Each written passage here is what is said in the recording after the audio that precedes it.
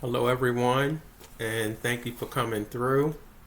My name is Torrance, and today I'm going to do a quick read. But before I go into my reading, I just want to mention that first, there are other people who are reading spiritual words. I'm not the only person that's reading spiritual words.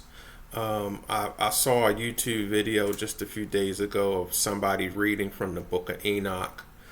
People are reading from the book of Jubilees, and people are becoming more familiar with the ascension of Isaiah. So other people are reading spiritual words, not just me. I'm not the only one that's reading spiritual words. And then at the end of the last video, I talked about how the theory of evolution has no real vision, and it doesn't.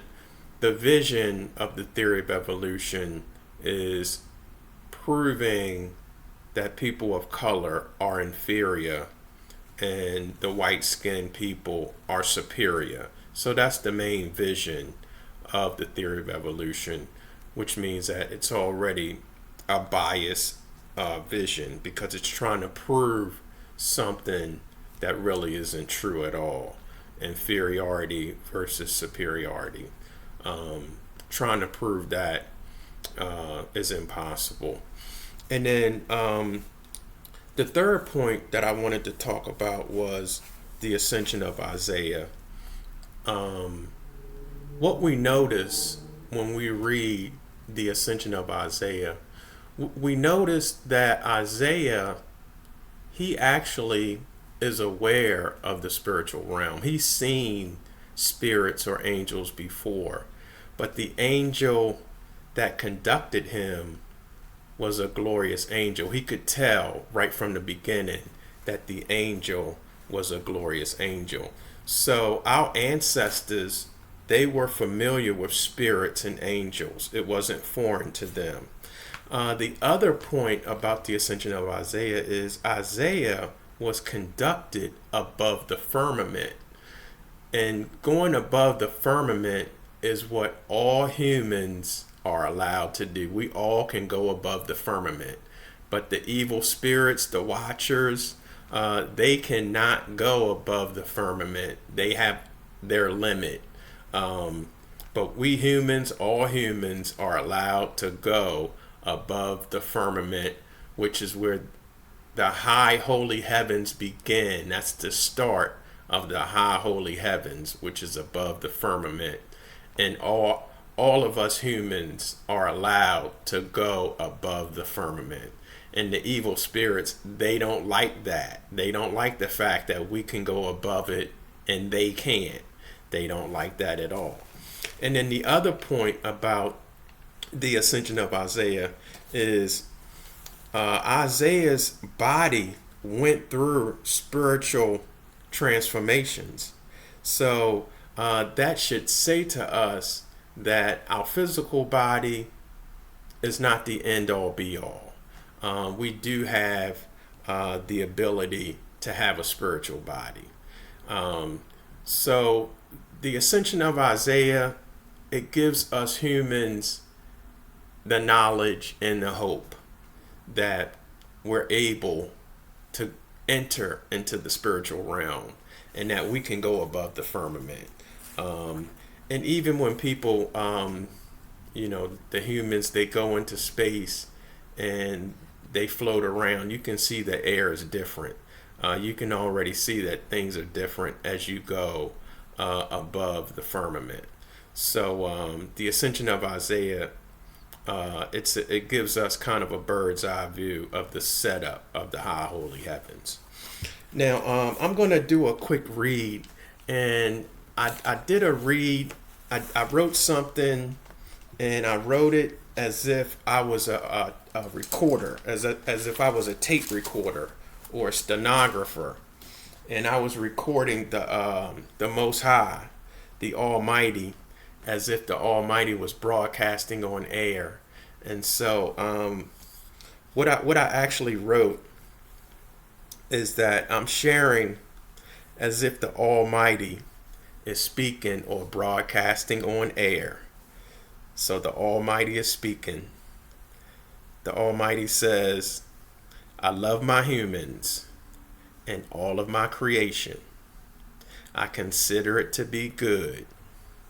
Specifically concerning my humans, they're innocent spiritual babies with good clean hearts who can't do no wrong in my eyes.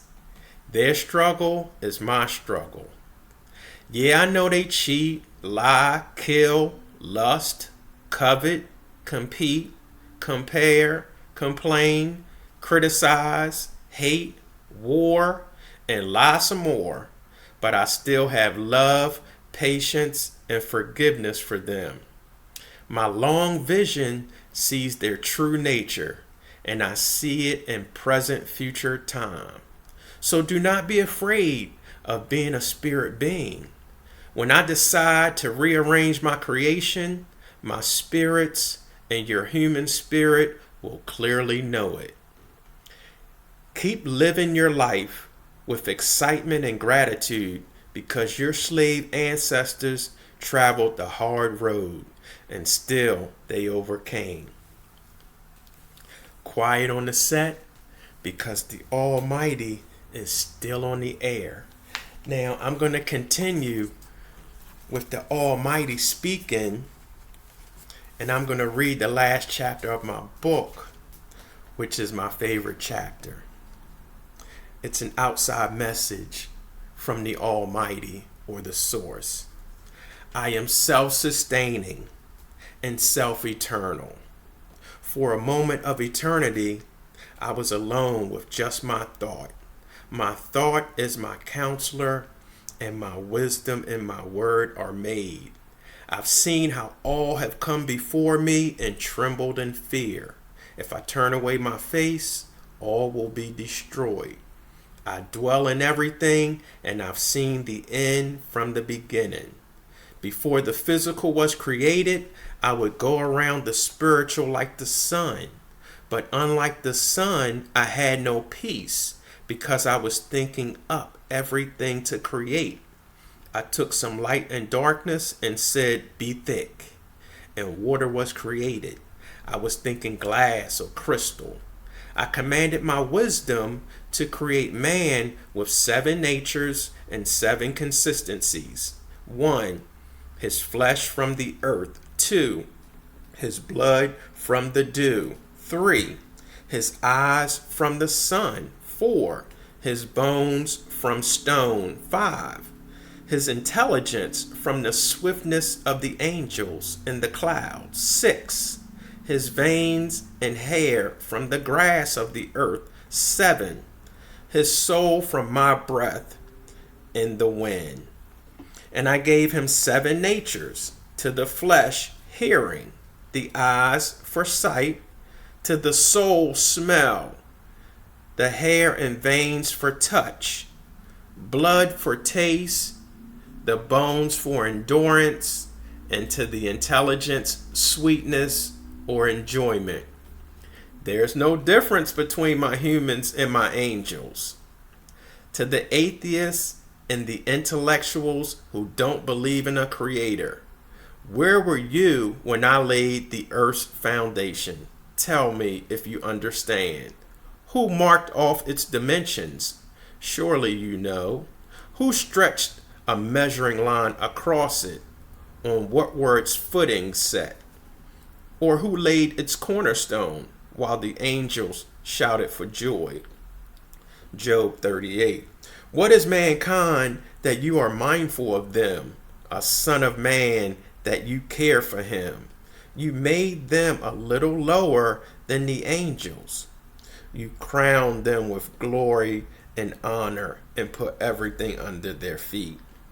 We humans are a little lower than the angels with some incredible human potential. Per our ancient ancestors, Adam and Eve petitioned God to go back to their spiritual paradise after death, and God granted their petition. Some of the evil spirits petitioned God to go back to the high holy heavens, and God told them no. This scenario is part of the meaning behind the parable, the first will be last and the last will be first. When we read the end of the Holy Scriptures, love, peace, and wisdom win in victory style. I wanted to mention that the next video that I do, I think I'm going to go light and kind of talk about what my mom likes. I asked my mom, what do you like? And she said, well, I like music, I like stories, and I like laughing. And I think I'm going to kind of go into that a little bit, the power of all three and how we need it. It's a need within the human experience. Along with work, I'm going to talk about that as well.